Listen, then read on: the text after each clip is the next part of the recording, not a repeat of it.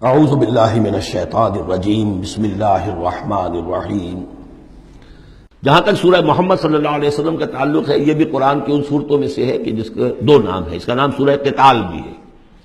زمانہ نزول جو ہے یہ غزوہ بدر سے متصلاً قبل نازل ہوئی ہے، یعنی سورہ بقرہ ہی کا ضمیمہ اس کو سمجھنا چاہیے۔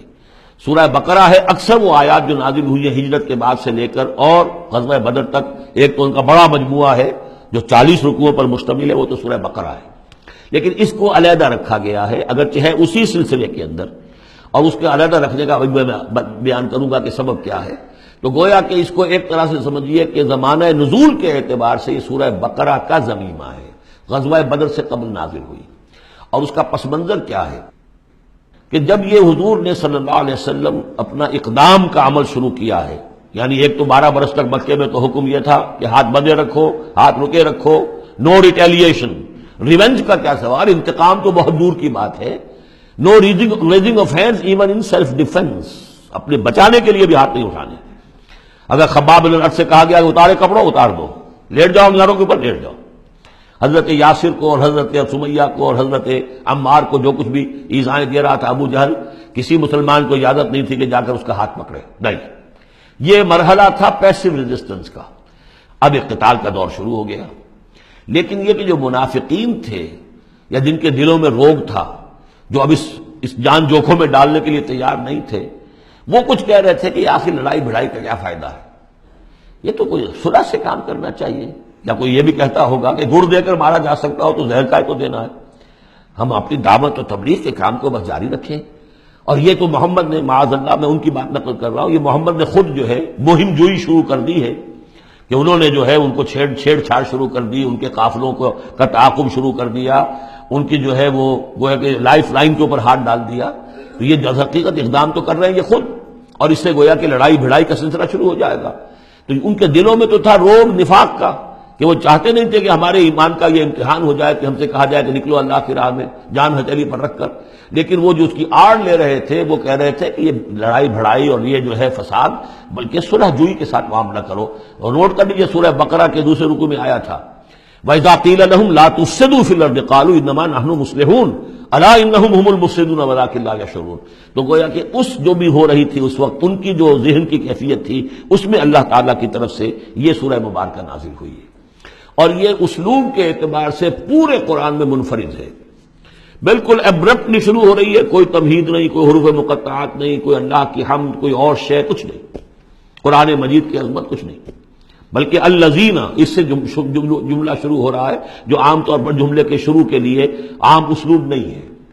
پھر یہ کہ وہ جو اسلوب ہوتا ہے آیات کے آخر میں اللہ تعالیٰ کے اسماء اور اللہ کی صفات کا، انہ عزیز الحکیم، وہ تو بڑا غفور ہے، رحیم ہے، اس طرح کی کوئی شے آپ کو یہاں نہیں ملے گی۔ اسلوب بالکل مختلف ہے، ہر آیت ابرپٹ شروع ہو رہی ہے، سورت بھی ابرپٹلی شروع ہوئی ہے اور ابرپٹلی ختم ہو جائے گی۔ اسی طریقے سے ہر آیت جو ہے شروع ہوتی ہے اور ابرپٹلی ختم ہو جاتی ہے، بغیر کسی اختتامی اللہ کے اسماء اور صفات کے حوالے کے۔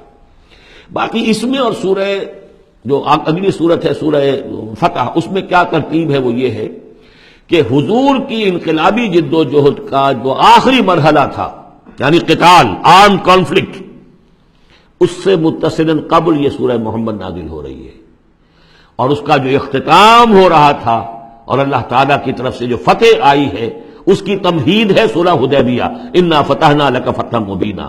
تو گویا کہ یہ دونوں اینڈ ہیں اس کے، جو آخری مرحلہ تھا انقلاب محمدی صلی اللہ علیہ وسلم کی جد و جہد کا، اس میں جو عام کانفلکٹ شروع ہو رہا ہے غزوہ بدر سے، اس سے قبل یہ سورت نازل ہوئی۔